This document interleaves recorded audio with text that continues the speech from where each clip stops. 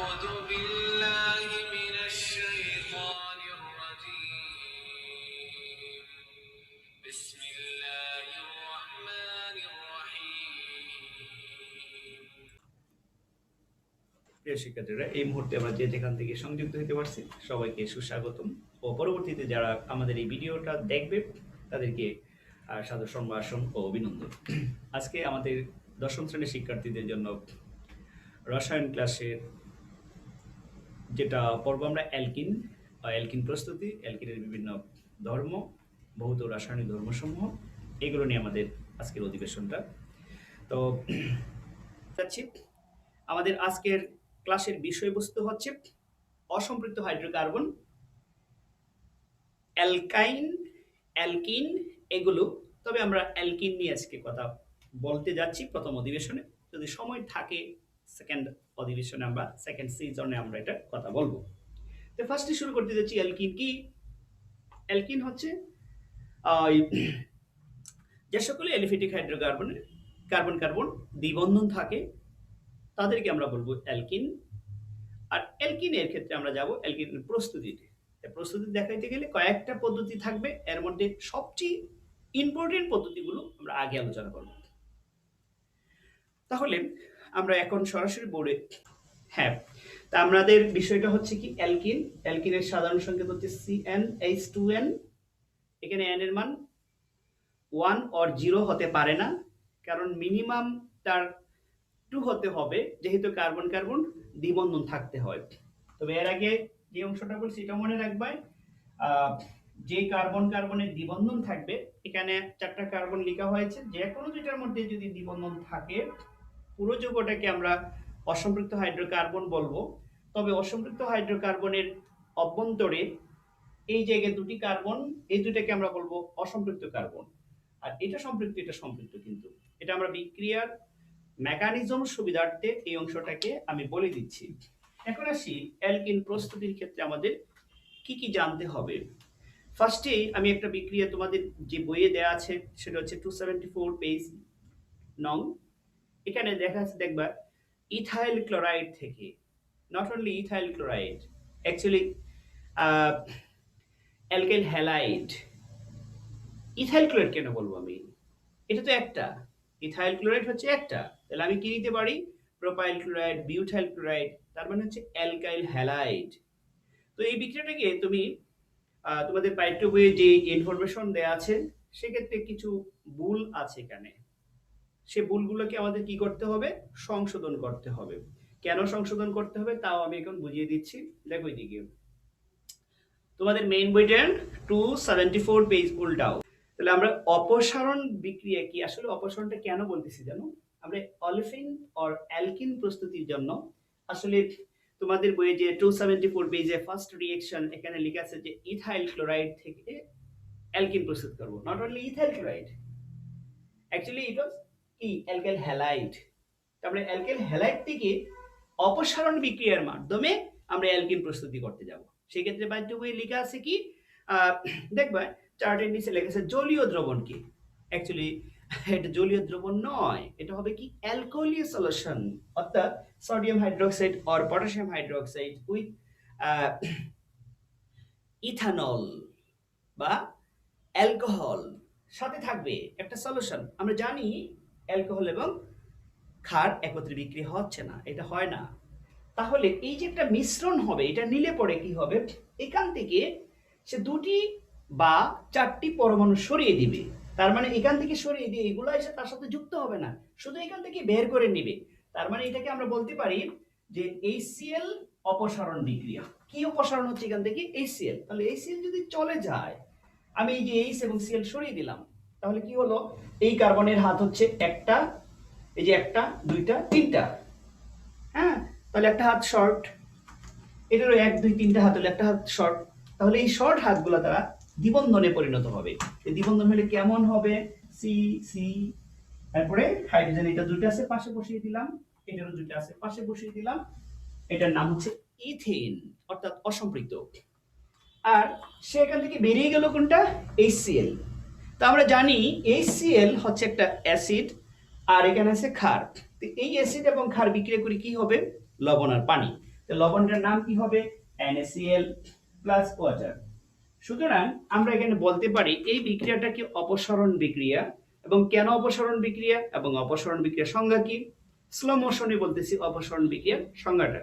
তোমরা যদি পারো খাতায় লিখে নিবা, না হলে পরবর্তীতে ভিডিওটা স্লো মোশন করে আবার স্টপ করে দিবি, লিখে নিব। যে বিক্রিয়ায় কোনো যৌগের অনুষ্ঠিত পাশাপাশি, এই যে পাশাপাশি হতে হবে, তিনটা থাকলো চারটা থাকলো একটা পরপর, যেটাকে আমরা বলি ক্রমিক, পাশাপাশি দুইটি বা চারটি পরমাণু বা মূলক অপসারিত হয় অসম্পৃক্ততার সৃষ্টি হয়। এখান থেকে দুইটা বা চারটি পরমাণু সরিয়ে ফেললে, দুইটা সরাইলে কিন্তু ইথিন বা অ্যালকিন হবে, চারটা সরাইলে কিন্তু ত্রিবন্ধন হয়ে যাবে, তার নাম হচ্ছে কি অ্যালকাইন।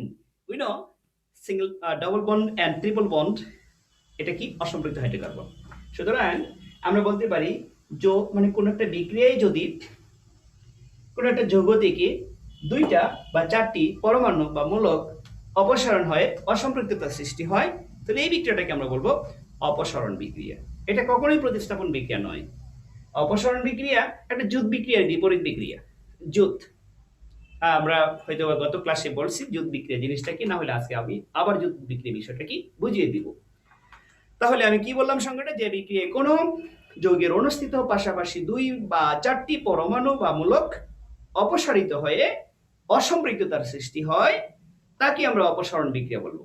এটি মূলত জুট বিক্রিয়ার একটা বিপরীত বিক্রিয়া। জুট বিক্রিয়া কি হয়? যে কার্বন কার্বনে দ্বিবন্ধন থাকে, সেই কার্বন কার্বনে গিয়ে হাইড্রোজেন পরমাণু যুক্ত হয়। হয়তো জুট বিক্রিয়া তোমরা এখনো পড়ো নাই, আমি একটু পরে পড়াচ্ছি। তাহলে এই যে প্রসেসটা, এই প্রসেসে আমরা যে কোনো প্রকার কি করতে পারি? অ্যালকিন তৈরি করতে পারি। ইথিন, প্রোপিন, বিউটিন, প্যান্টিন তৈরি করব। তাহলে এখানে আমি কি তৈরি করলাম? ইথিন। এখন তোমাকে যদি প্রশ্ন করে তো তুমি প্রোপিন তৈরি করো, তো প্রোপিন তৈরি করতে গেলে কথাটা একটু বোঝার চেষ্টা করো, পরে আমি দুইটার সাথে ম্যাচ করব, অর্থাৎ alcoholic solution and aqueous solution, দুইটার মধ্যে কোন জায়গায় পার্থক্য। তাহলে আমি প্রোপিনটা প্রস্তুত করে দেখাইতেছি, তোমরা শর্টকাট লিখতে পারো। আমরা জানি অ্যালকাইল হ্যালাইডের সাথে এটাকে অংশটাকে 1 2 3, এই যে তিনটা কার্বন নিয়েছি। তিনটা কার্বনের ক্ষেত্রে আমরা হাতগুলো যদি এভাবে ছড়িয়ে ছড়িয়ে দেখাই, hydrogen hydrogen hydrogen hydrogen hydrogen hydrogen and hydrogen, এটার নাম হচ্ছে প্রোপেন। এখন যদি আমি কি করি, একটা ক্লোরিন দিই বা একটা ব্রোমিন দিই, হ্যাঁ একটা ব্রোমিন দিলাম আর একটা দিলাম কি এখানে হাইড্রোজেন আছে, অর্থাৎ এটার নাম হচ্ছে কি 1 2 3 প্রপ। তার মানে আগে ছিল এটা ছাড়া ছিল কি প্রোপেন, এখন হয়ে গেছে প্রোপাইল। আর এখানে কি ব্রোমিন আছে, তাহলে ব্রোমিনটা কি হয়ে যাবে? ব্রোমাইড। যেমন ক্লোরাইড হয়েছিল, তাহলে এটার নাম হচ্ছে কি প্রোপাইল ব্রোমাইড। নাও তার সাথে সোডিয়াম হাইড্রোক্সাইডের অ্যালকোহলীয় দ্রবণ। আমি গত এর মধ্যে আমাদের স্কুলের প্রশ্নের মধ্যে কিন্তু আমি এইভাবে দেই না এই বিক্রিয়াটাকে, যার কারণে বেশিরভাগ স্টুডেন্টই কিন্তু একটা মাথার মধ্যে ধরছিল কি এটা কেমনে বিক্রিয়া করে। আমার কাছে অবশ্য মজা লাগছে একটা বিষয়, তারা এটা বিক্রিয়া করে নতুন নতুন প্রোডাক্ট তৈরি করছে। আসলে একটা মনে রাখবে, এটা তুমি এভাবে মুখস্থ করে না। বিষয়টা হচ্ছে আমি যদি এখানে লিখি C2H5OH ইথানল, এটাকে ইথানল বা আমরা মদও বলি, তার সাথে যদি সোডিয়াম হাইড্রোক্সাইড যুক্ত করো আর পটাশিয়াম হাইড্রোক্সাইড, জাস্ট এটা হবে। এটা কোনো বিক্রিয়া করে না, এখানে আছে ইথানল প্লাস সোডিয়াম হাইড্রোক্সাইড, দুটো একসাথে বিক্রিয়া করে দেখতে পারো, কোনো বিক্রিয়া হচ্ছে না, কিন্তু একটা সলিউশন হচ্ছে, সেটার নাম মিশ্রিত, আমরা মিশ্রণটাকে বলি অ্যাকোয়াস সলিউশন। আর একটা হচ্ছে এটা হচ্ছে কি অ্যালকোহলীয় সলিউশন। আমরা এটা পানির যুক্ত না করে দেখি, তো আমরা এখানে পাইতেছি কি C2H5OH ইনটু সোডিয়াম হাইড্রোক্সাইড। তো এইটার এটা কথা একটাই, এটা আর এটা কথা একটাই। আমরা পরীক্ষা দিয়েছিলাম কি দুইটা পাত্রের মধ্যে একদিকে সোডিয়াম হাইড্রোক্সাইড আর একদিকে ইথানল। বলছি যে দুইটা পাত্রকে একত্রে আমরা কি করলাম, দুইটা পাত্রের সলিউশনটাকে একত্রে করার পরে নতুন একটা মিশ্রণ পাইলাম। এই মিশ্রণটা নিয়ে কি করলাম, অ্যালকাইল হ্যালাইডে ঢেলে দিলাম। এখন কি হবে? আসলে কি হবে মানে কি বিক্রিয়াটা মেইন ওয়ে যা আছে তাই হবে। শুধুমাত্র আমরা এখানে কি করছি, স্টুডেন্টস মনে মনে ভাবে যে এই অংশটা হয়তো সে মুখস্থ করলেই হয়ে গেল, যে বিক্রিয়াটা মেন বই যা আছে তাই লিখবে আরামসে। আচ্ছা, আমরা যেটা বলতেছিলাম, তো এখানে যদি আমি প্রোফাইল নেই তাহলে দেখো তুমি শর্টকাট হিসাব করবা, আমরা অপসারণ বিক্রিয়ার মাধ্যমে বুঝতে পারবো। সেটা হচ্ছে কি, এই হচ্ছে ব্রমিন আর এখানে হচ্ছে কি সোডিয়াম। মনে রাখবে আসলে এই বিক্রিয়াটা কেমনে হয়। আমরা জানি কিন্তু যে দুটি পরমাণু অপসারণ হবে, যে দুইটা পরমাণু কি পাশাপাশি হতে হবে। এটা থেকে যদি আসে একটা হাইড্রোজেন একটা হাইড্রোজেন, হাইড্রোজেন গ্যাস আকারে যাবে না, তাহলে সে একটা অম্ল পদার্থ বা অ্যাসিড দ্রব্য পদার্থটা সে বেরিয়ে যাচ্ছে। এই যে কেন অ্যাসিডটা বেরিয়ে যাবে, প্রশ্ন হচ্ছে আচ্ছা অ্যাসিডটা কেন যাবে, এখান থেকে হাইড্রোজেন কেন গেল না? হ্যাঁ, প্রশ্ন তো হতেই পারে, আমিও তো করতাম, কারণ তার পাশে ক্ষার আছে, তো ক্ষার থাকলে এখান থেকে কে বেরিয়ে যাবে, ক্ষারের যে এনটি আছে সেই তো বেরিয়ে যাবে না, তো অ্যাসিডটা সেখান থেকে বেরিয়ে যাবে। কেন যাবে, সে মাইর করবে তার সাথে, মানে মারামারি যেটাকে। তাহলে দিলাম তাকে বিদায় করি। সুতরাং যেই কার্বনে কার্বনে যে দুইটা পরমাণু চলে গেল, এদের মধ্যে দ্বিবন্ধনটা সৃষ্টি হবে। এখন এর মধ্যে তুমি দ্বিবন্ধন দিয়ে দিলা, ইহা হাস্যকর বলে বিবেচিত হয়ে যাবে। তো ব্রমিন, নাও তুমি এখানে কি তৈরি করবা, 1 2 3 1 2 3। নাও কোথায় থেকে গেল, এই দুটো থেকে গেল, এই দুটো থেকে কে গেল, হাইড্রোজেন আর ব্রোমিন চলে গেল। হাইড্রোজেন আর ব্রোমিন মানে কি, এটা কিন্তু আমরা জানি হাইড্রোসিড, তার মানে কি একটা অ্যাসিড, সে হাইড্রোজেন যুক্ত মানে হ্যালোজেনের সাথে যুক্ত একটা অ্যাসিড তৈরি করে গেল, যেমন HCl HBr HI, এগুলো হচ্ছে অ্যাসিড। সুতরাং এটা এই অ্যাসিডটাকে এই ক্ষারের সাথে বিক্রিয়া করবে, বিক্রিয়া করলে এখানে দ্বিবন্ধন পাবো, উই নো ইটস প্রোপাইন মানে অ্যালকিন। সাথে কি হবে, এই অ্যাসিডটা এই ক্ষারের সাথে বিক্রিয়া করলে লবণ পানি হবে। লবণটা কি হবে, NaBr, sodium bromide and water. এই যে আমরা পাইলাম, এটা কিন্তু মেইন প্রোডাক্ট নয়, লবণ পানি এটা মেইন প্রোডাক্ট নয়, মেইন প্রোডাক্ট হচ্ছে গ্যাস। তাহলে আমরা এখান থেকে দেখলাম যে অ্যালকিন প্রস্তুতি করা যায় এনি অ্যালকাইল হ্যালাইড হতে, যে কোনো, সেটা ইথাইল, প্রোপাইল, বিউটাইল, পেন্টাইল। প্রশ্ন হচ্ছে তুমি যত কার্বন বিশিষ্ট অ্যালকিন তৈরি করবে তত কার্বন বিশিষ্ট যেন অ্যালকাইল হ্যালাইডটা হয় একটা। এখন তুমি যদি করনা স্যার আমি এখানে না ভুলে ভুলে লিখে এসেছি অ্যাকিউ, কারণ আমি ছোটবেলা থেকে জানতাম যৌগগুলোর পাশে অ্যাকিউ লেখা মঙ্গলজনক।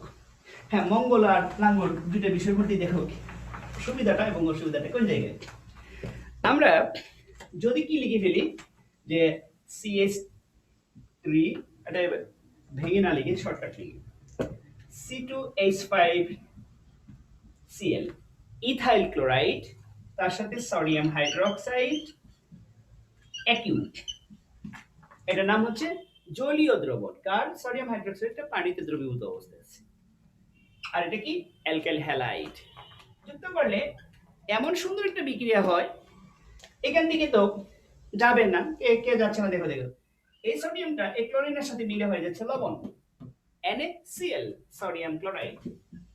সুন্দর একটা বিক্রিয়া। নাও বাকি অংশটা অ্যালকোহল এটার সাথে গিয়ে মানে OH অংশটা এটার সাথে যুক্ত হবে, তার নাম হবে কি C2H5OH, এর নাম হচ্ছে ইথানল। অতএব আমরা যখন জল নিব মানে জলীয় দ্রবণ, জল মানে অ্যালকোহল পাবো। যখন আমি জলীয় দ্রবণ না নিয়ে অ্যালকোহলীয় নিব তখন আর অ্যালকোহল পাবো না, অ্যালকিন উৎপন্ন হয়ে যাবে। মনে রাখতে হবে। পরের step, C2H5Cl ethyl chloride, same reactant, এটা একটা সেম, বাট এইখানে আমরা লিখবো সোডিয়াম হাইড্রোক্সাইড, এই জায়গায় আমি AlC লিখতে পারি, কিন্তু মাঝে মধ্যে কিন্তু আমি দুষ্টামি করি পরীক্ষার প্রশ্নের মধ্যে, আসলে এই কথাটা না বলাই ভালো। এখানে আমি লিখে দিলাম ETO, এখানে কি দেখেছি ETOIS, মানে কি তুমি বলতে পারো ও মা টুরুলাম, ইটি মানে কি, আসলে ইটি হচ্ছে কি জানো, ইটি মানে ইথাইল, যেটা আমরা লিখি না C2H5, এটা কিন্তু সংক্ষেপে লেখা হয় ইথাইল। এমি লিখলে মানে মি বোঝায়, এটা না আসলে এমি দিয়ে হাইফেন দিলে বুঝবে এটা মিথাইল। ETOS মানে কি ইথানল। তাহলে বোঝা গেল যে এই সোডিয়াম হাইড্রোক্সাইডের সাথে কি যুক্ত আছে, ইথানল। তার মানে তুমি এটা আবার কি করতে চাও না, এটার সাথে বিক্রিয়া করার দরকার নাই, তুমি বুঝবা এটা যাই লেখা থাক না কেন OH যুক্ত অ্যালকাইলের সাথে, তার মানে এটা অ্যালকোহল যুক্ত। সো আমরা এটাকে বলবো অ্যালকোহলীয় সলিউশন। এটা তো বিক্রিয়া হচ্ছে না, সুতরাং তার যে আগের বিক্রিয়াটা, এখান থেকে দুইটা পরমাণু বেরিয়ে আসবে, একটা হচ্ছে হাইড্রোজেন আর একটা হচ্ছে কি ক্লোরিন। বেরিয়ে আসে কি হয়ে যাবে HCl। আর HClটা কি একটা অ্যাসিড। অ্যাসিডটা কার সাথে বিক্রিয়া করবে? এটার সাথে বিক্রিয়া করবে। সে কি এখানে ক্যাটালিস্ট বা প্রভাবকের একটা ভূমিকা পালন করবে। নাও তুমি এখানে পাবে কি C2H4 plus NaCl plus water. এখানে একটা বিষয় দেখো, সোডিয়াম ক্লোরাইড পাইতেছি, ওয়াটার পাইতেছি। তো যখন আমি নিচ্ছি কি বলে অ্যাকোয়াস সলিউশন নিচ্ছি, তখন অ্যালকোহল পাইতেছি। জল নিলে অ্যালকোহল পাওয়া যায়। আর যখন কি না হচ্ছে অ্যালকোহলের সলিউশন নেওয়া হচ্ছে, তখন অ্যালকিন পাওয়া যাচ্ছে। তাহলে কন্ডিশন হচ্ছে কি এই ক্ষেত্রে এটার মধ্যে আরো কন্ডিশন আছে, এটা আমি আবার আসবো। মানে আপাতত তোমাদের এই দুইটা এই 19 এর বইয়ের মধ্যে খুব গুরুত্বপূর্ণ। এটাকে আমরা সৃজনশীল প্রশ্নের জন্য দুইটা রিঅ্যাকশনকে স্ট্যান্ডার্ড ধরে নিই, কিন্তু তোমার পাঠ্য বইয়ে সেটা হয়তো অপসারণ বিক্রিয়ার নাম লিখে নাই, কিন্তু একটা জিনিস সেটা ওই অপ্রিয় হলেও কথাটি কিন্তু সত্য, এটা মেইন বইয়ে সরাসরি ভুল, এটা প্রিন্টিং ভুল ধরতে পারি না আমি এটাকে। ঠিক আছে, জলীয় দ্রবণকে লিখছে, আসলে এটা জলীয় দ্রবণ হবে না, তুমি এটাকে শুদ্ধ করে নিবা। পেজ নাম্বার 274 এখানে লেখা আছে জলীয় দ্রবণকে, এটা হবে কি অ্যালকোহলীয় দ্রবণকে। এই জায়গায় জলীয়র পরিবর্তে লিখবে কি অ্যালকোহলীয় দ্রবণকে আমরা যদি অ্যালকাইল হ্যালাইডের সাথে যুক্ত করি অ্যালকিন উৎপন্ন করি। নাও একটা বিক্রিয়া আমরা পড়লাম, এই বিক্রিয়ার ক্ষেত্রে কি উৎপন্ন হইল? অ্যালকিন উৎপন্ন হলো। এইভাবে আমরা আরেকটা অংশ যাব, সেটা হচ্ছে কি নিরোধক দ্বারা। তোমাদের প্রশ্ন হতে পারে স্যার নিরোধক জিনিসটা কি? তবে কয়েকটা শব্দের সাথে আমার পরিচয় হওয়া দরকার, আমার না তোমাদের পরিচয় হওয়া দরকার, কারণ আমি ছোটবেলায় পরিচিত হয়ে গেছি যৌগগুলোর সঙ্গে। সেটা কি নিরোধক, পানিগ্রাসী, পানিগ্রাহী, আর একটা হচ্ছে কি যে পানি বিমুক্তকারী, শুষ্ক ক্ষারক। সংজ্ঞাগুলো খুব কাছাকাছি, যেমনটা এই যে ছোটবেলা পড়ছিলাম মোলারিটি, মোলালিটি, ফর্মালিটি, এগুলো কাছাকাছি কিন্তু। হ্যাঁ, যে আইসোটোপ, আইসোবার, আইসোটন, আইসোমার, আইসোকর, নতুন শব্দ। এই শব্দগুলো কাছাকাছি। ঠিক তেমনি আমাদের এখানে যে নিরোধক শব্দটা সাথে পরিচয় হওয়া দরকার। তবে ফার্স্টে নিরোধকটাকে ভেঙে বুঝিয়ে দিচ্ছি, পরে এই নিরোধক দ্বারা আমরা কিভাবে অ্যালকিন প্রস্তুত করব সেটা বুঝাই দিই। তো যাচ্ছি নিরোধকের সাহায্যে আমরা কিভাবে অ্যালকিন প্রস্তুত করব। আমরা জানি নিরোধক বলতে তুমি খাঁটি বাংলায় যেটা বুঝবা, আসলে নিরোধক হচ্ছে কি এরা পানি অন্য পদার্থ থেকে আনতে পারে। তবে একটা হচ্ছে কি পানি আনা, আমি একটা পানি কোনো জায়গা থেকে আমি কি পুকুর থেকে পানি আনলাম, আমি ভিজে গেলাম। হ্যাঁ, একটা বিষয় আমি পানি আনার সময় আমি ভিজে গেলাম, আমি আনার সময় আমি নিজে ভিজলাম না, দুইটা বিষয়। আর একটা হচ্ছে কি আমি পানি আনার সময় আমি নিজে পানিতে দ্রবীভূত হয়ে গেলাম। ব্যাপারটা আমি দ্রবীভূত হব না, কিন্তু সেটা জাস্ট মানে কল্পনা করতেছি। কল্পনা করলে তো অসুবিধা নয়, টাকা লাগে না। কল্পনা করলে টাকা যদি লাগতো মানুষ এত বড় বড় কল্পনা করতো না। ঘুমে ঘুমে দেখবা আমেরিকার প্রেসিডেন্ট হয়ে গেছে, যেমন আমি ঘুমে ঘুমে স্বপ্ন দেখি বাইডেনের সাথে ঘুরতেছি, এটি স্বাভাবিক। তো তাহলে নিরোধকের সংজ্ঞাটা কি হবে তোমরা একটু শুনে রাখো, নিরোধক জিনিসটা কি। আমরা প্রথম মাতৃভাষায় বলি, আমাদের মাতৃভাষা হচ্ছে মিশ্র ভাষা, আসলে মিশ্র ভাষায় বলি। যে সকল পদার্থ অন্য পদার্থ থেকে পানি বন্ধন ভেঙে বের করতে পারে তাদেরকে আমরা বলবো নিরোধক, এক কথায়। এখন এটাকে সাহিত্যিক ভাষায় বলি, যেটা হচ্ছে ওই পত্রে লিখিত, পাঠ্যপুস্তক বই সুন্দর করে লেখা থাকে, সেটাকে আমরা যদি নিরোধকের সংজ্ঞাটা দিই, যে যৌগিক পদার্থ কোনো হাইড্রোজেন ও অক্সিজেন যুক্ত। সো এখানে কন্ডিশন তুমি পেয়ে যাচ্ছ কি কি, যে যৌগিক পদার্থ কোনো হাইড্রোজেন ও অক্সিজেন বিশিষ্ট কোনো যৌগকে বিযোজিত করে। বিয়োজিত লাগবে না কিন্তু, এটা নিয়ে আমার আগে ক্লাস হয়েছে একবার। বিযোজিত করে হাইড্রোজেন অক্সিজেনকে পানি রূপে টেনে বের করতে পারে, তাকে বলবো আমরা নিরোধক। An example that sulphuric acid একটা নিরোধক। এটা একটা প্র্যাকটিক্যাল আমরা দেখছি, চিনির মধ্যে গাঢ় সালফিউরিক অ্যাসিড ঢেলে জি জি জি জি জি আমি বলতেছি, যে যৌগিক পদার্থ